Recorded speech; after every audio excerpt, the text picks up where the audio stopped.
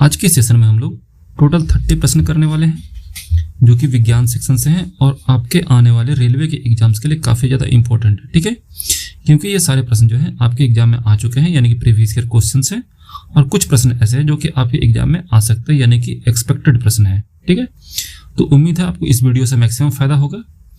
Okay, तो चलिए सवालों को शुरू करते हैं। पहला सवाल है कि आनुवंशिकता की बुनियादी इकाई क्या है? तो आपको याद रखना है आनुवंशिकता की बुनियादी इकाई होती है जीन। ठीक है, ऑप्शन नंबर 2 सही होगा। ठीक है, ये गुणों को माता पिता से संतानों में स्थानांतरित करने का काम करता है, जीन। ठीक है, और जीन जो है डीएनए में पाया जाता है। ओके, अगला सवाल देखिए। अगला सवाल क्या है कि एक परमाणु के द्रव्यमान संख्या यानी कि मास नंबर का निर्धारण कैसे होता है? तो याद रखिएगा जो द्रव्यमान संख्या होता है ये होता है प्रोटॉन प्लस न्यूट्रॉन के का योग। ठीक है, द्रव्यमान संख्या बराबर क्या होता है? द्रव्यमान संख्या बराबर होता है प्रोटॉन प्लस न्यूट्रॉन। ठीक है, आपको इस चीज को ध्यान रखना है। ओके, आगे बढ़ते हैं। अगला सवाल है निम्नलिखित में से कौन सा अम्ल चींटी के डंक में पाया जाता है? तो याद रखना है आपको चींटी के डंक में पाया जाता है फॉर्मिक एसिड। ठीक है, इसे हम लोग मिथेनोइक एसिड भी कहते हैं। ऑप्शन नंबर 3 सही होगा। ओके, आगे बढ़ते हैं। अगला सवाल है 4th नंबर का कि पराबैंगनी किरणें यानी कि अल्ट्रा वायलेट रेज की खोज किसने की थी? तो इसकी खोज की गई थी जॉन रीटर के द्वारा। ऑप्शन नंबर 1 जो है सही होगा। ठीक है, यूवी लाइट्स जो हैं ये त्वचा को नुकसान पहुंचाती हैं। ठीक है, और स्किन कैंसर इनसे होता है। ओके, आगे बढ़ते हैं। अगला सवाल देखिए। अगला सवाल है 5वां नंबर कि प्रकाश की तरंग प्रकृति का सिद्धांत किसने दिया था? वेव नेचर का जो सिद्धांत है वो किसने दिया था? ये पूछा गया है। ठीक है, तो जल्दी से बताना है आपको। देखिए, जो प्रकाश के तरंग प्रकृति यानी कि वेव नेचर का जो सिद्धांत है ये दिया गया था हाइगेंस के द्वारा। ऑप्शन नंबर 2 सही होगा। ओके,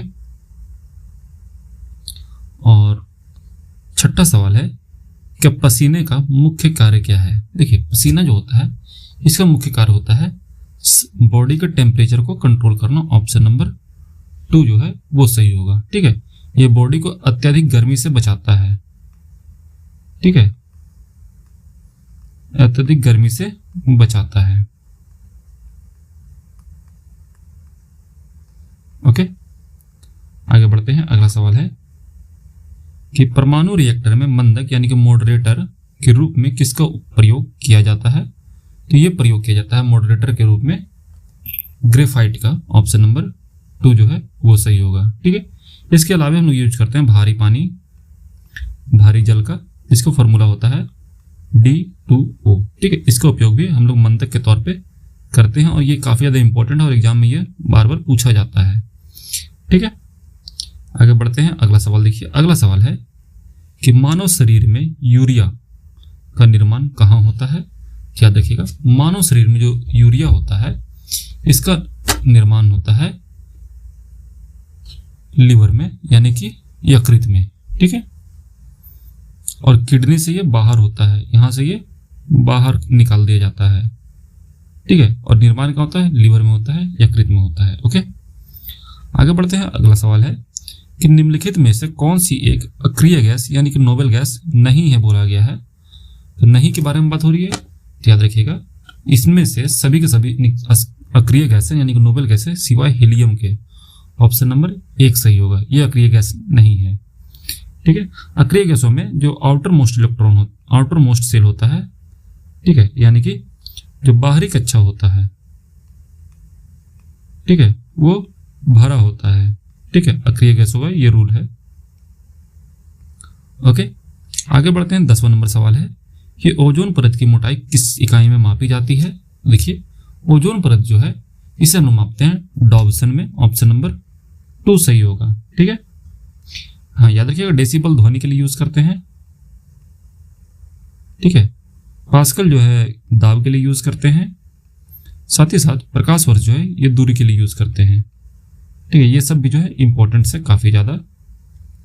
ओके, आगे बढ़ते हैं। अगला सवाल है कि आंख के किस भाग पर वस्तु का प्रतिबिंब बनता है? तो वस्तु का प्रतिबिंब बनता है आंख में रेटिना पे, ठीक है। ये प्रतिबिंब जो है उल्टा बनता है और इसे हमारे जो दिमाग है मस्तिष्क के द्वारा सीधा किया जाता है, ठीक है। और यहाँ पे कैसे इमेज बनता है? रियल इमेज बनता है, ठीक है। वास्तविक और उल्टा इमेज बनता है, याद रखना है आपको। ओके, आगे बढ़ते हैं। शुष्क बर्फ यानी कि ड्राई आइस किसका ठोस रूप है? तो याद रखिएगा शुष्क बर्फ जो है ये ठोस कार्बन डाइऑक्साइड होता है, सॉलिड CO2 है, ठीक है। ये सीधे गैस में बदल जाता है, ठोस से गैस में, और इस प्रक्रिया को कहा जाता है सब्लिमेशन, ठीक है। सब्लिमेशन कहा जाता है। ओके, आगे बढ़ते हैं। अगला सवाल है 13 नंबर कि सबसे छोटी हड्डी यानी कि स्टेपिस कहाँ स्थित होती है? ठीक है, स्टेपिस जो होती है ये स्थित होती है कान में। ऑप्शन नंबर 3 सही होगा। ओके, आगे बढ़ते हैं। अगला सवाल है कि दूध का pH मान लगभग कितना होता है? तो याद रखना आपको दूध जो होता है इसका pH मान होता है 6.6, ऑप्शन नंबर 1, ठीक है। ऐसे हम फटने से बचाने के लिए, ज़्यादा एसिडिक ना हो जाए, इसमें थोड़ा सा सोडा ऐड करते हैं ताकि इसका pH मान बढ़ जाए और ये फटे नहीं, खराब नहीं हो, ठीक है। आगे बढ़ते हैं। अगला सवाल है 15 नंबर कि बादलों के तैरने का कारण क्या है? तो बादल जो तैरते हैं हवा में, इनका कारण है इनका घनत्व कम होना। ऑप्शन नंबर 3 सही होगा, ठीक है। तो अभी तक हम लोगों ने लगभग 15 प्रश्न किए हैं। इनमें से आपको कितने के प्रश्न के सही जवाब पता थे कमेंट सेक्शन में जरूर बताएं, ठीक है। आगे हम लोग बढ़ेंगे 16वां नंबर सवाल की तरफ। 16 नंबर का सवाल है कि हंसाने वाली गैस का रासायनिक नाम क्या है? देखिए, जो हंसाने वाली गैस है यानी कि जो लाफिंग गैस है, इसका फुल फॉर्म, इसका जो फॉर्मूला होता है वो होता है N2O और नाम होता है नाइट्रस ऑक्साइड। ऑप्शन नंबर 2 सही होगा, ठीक है। इसका उपयोग कौन करते हैं? डेंटिस्ट करते हैं, ठीक है। डेंटिस्ट जो है इसका यूज करते हैं नाइट्रस ऑक्साइड का। ओके, आगे बढ़ते हैं कि रक्त का थक्का जमाने में कौन मदद करता है? तो याद रखिएगा रक्त का जो थक्का जमता है ये जमता है प्लेटलेट्स की मदद से, ठीक है। WBC जो है ये इम्यूनिटी बढ़ाते हैं, ठीक है, यानी कि रोग प्रतिरोधक क्षमता इंक्रीज करते हैं, क्षमता बढ़ाती है, ठीक है, WBC। ओके, RBC जो है ऑक्सीजन बढ़ाती है, ठीक है। और प्लेटलेट जो है ये थक्का जमाने में मदद करते हैं, क्लोटिंग में मदद करते हैं। साथ ही साथ याद रखिएगा विटामिन अगर पूछ दे तो विटामिन याद रखिएगा विटामिन K की जरूरत होती है थक्का जमाने के लिए। ओके, आगे बढ़ते हैं। अगला सवाल है 18 नंबर कि एंगस्ट्रॉम किसकी इकाई है? तो एंगस्ट्रॉम के बारे में याद रखिएगा तरंग दैर्ध्य की इकाई होती है। ऑप्शन नंबर 2 सही होगा। ओके, 19 नंबर सवाल है कि लोहे का शुद्धतम रूप कौन सा है? तो लोहे का शुद्धतम रूप यानी कि प्योरेस्ट फॉर्म होता है पिटवा लोहा। ऑप्शन नंबर 2 सही होगा, ठीक है। इसमें जो कार्बन होता है वो काफी कम होता है। ओके, आगे बढ़ते हैं। अगला सवाल है कि हृदय की धड़कन मापने का यंत्र कौन सा है? तो इसको हम बोलते हैं स्टेथोस्कोप, जो डॉक्टर गले में लटकाए रहते हैं, ठीक है। आगे बढ़ते हैं। अगला सवाल है 21 नंबर का कि धातुओं का वह गुण जिससे उन्हें चादर बनाया जा सकता है क्या कहलाता है? तो इसे हम लोग कहते हैं आघात वर्धनीयता, ठीक है। ऑप्शन नंबर 2 सही होगा। अगला सवाल है कि प्रकाश वर्ष किसका मात्रक है? तो ये दूरी का मात्रक होता है। ऑप्शन नंबर 2 सही होगा। आगे बढ़ते हैं। अगला सवाल है कौन सा विटामिन जल में घुलनशील है? ये बताइए। देखिए, जो जल में घुलनशील विटामिन है, वाटर सोल्यूबल है, वो है विटामिन C, साथ ही साथ विटामिन B, ठीक है। ये वाटर में सोल्यूबल है। फैट सोल्यूबल होते हैं, फैट में जो घुलने वाले विटामिन है वो होते हैं A, D, E, K, ठीक है। याद रखना है आपको, ये विटामिन जो है फैट में सोल्यूबल होते हैं। ओके, 24 नंबर है कि पृथ्वी पर सबसे अधिक पाया जाने वाला तत्व कौन सा है, तो ये है ऑक्सीजन, ऑप्शन नंबर 2। ठीक है, ये अर्थ के क्रस्ट में यानी कि सबसे ऊपरी परत में काफी ज्यादा मात्रा में पाया जाता है सिलिकॉन ऑक्साइड के रूप में। ठीक है, 25 नंबर है कि विद्युत धारा मापने का यंत्र क्या है, तो इसे हम लोग कहते हैं एमीटर, ऑप्शन नंबर 2 सही होगा। ठीक है, वोल्टमीटर वोल्टेज नापने के काम आता है, किसको मापने में काम आता है, वोल्टेज को। ठीक है, वोल्टेज मापने के लिए हम किसका यूज करते हैं, वोल्टमीटर का। ओके, आगे बढ़ते हैं। 26 नंबर का सवाल है कि नींबू और संतरे में कौन सा अम्ल पाया जाता है, तो ये पाया जाता है सिट्रिक एसिड, यानी कि ऑप्शन नंबर 2 सही होगा। ये सभी खट्टे फलों में पाया जाता है। ठीक है, खट्टे फलों में पाया जाता है।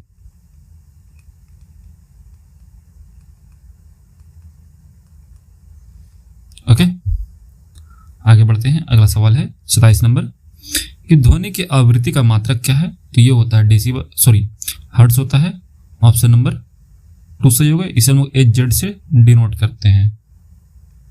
ओके, 28 नंबर है कि कोशिका का शक्ति गृह यानी कि पावर हाउस किसे कहा जाता है, तो ये कहा जाता है माइटोकॉन्ड्रिया को, ऑप्शन नंबर 3 सही होगा। और ये एनर्जी बनाता है ATP में। ठीक है, ATP में एनर्जी बनाता है। ओके, 29 नंबर सवाल है कि सौर ऊर्जा को विद्युत ऊर्जा में बदलने वाला यंत्र क्या है, तो सौर ऊर्जा को जो विद्युत ऊर्जा में बदल देता है वो होता है सोलर सेल, ऑप्शन नंबर 2 सही होगा। ठीक है, डायनमो ये यांत्रिक ऊर्जा को, किसे, यांत्रिक ऊर्जा को विद्युत ऊर्जा में बदलता है। ठीक है, विद्युत ऊर्जा में बदल देता है। साथ ही साथ याद रखिएगा ये विद्युत को यांत्रिक में बदलता है। ओके, और आज का लास्ट सवाल है कि जीवाश्मों की आयु ज्ञात करने की विधि क्या है, तो इसे हम लोग कहते हैं कार्बन डेटिंग, यानी कि C14 कार्बन डेटिंग कहा जाता है। इसमें हम C14 का कार्बन का 14वें अपरूप का यूज करते हैं। ठीक है, तो ये ऐसे टोटल 30 सवाल जो कि आपके एग्जाम में आ सकते हैं या फिर एग्जाम में आए हुए हैं और आपके एग्जाम में आने के चांसेस इनके काफ़ी हाई है। ठीक है, तो उम्मीद है वीडियो आपको अच्छा लगा होगा। अगर वीडियो अच्छा लगा तो प्लीज़ वीडियो को लाइक करिए और चैनल को सब्सक्राइब करते हुए जरूर जाइए और साथ ही साथ बेल आइकन भी जरूर क्लिक करिएगा। ठीक है, मिलते हैं नेक्स्ट वीडियो में। जय हिंद, अपना ख्याल रखिएगा and finally thanks for watching.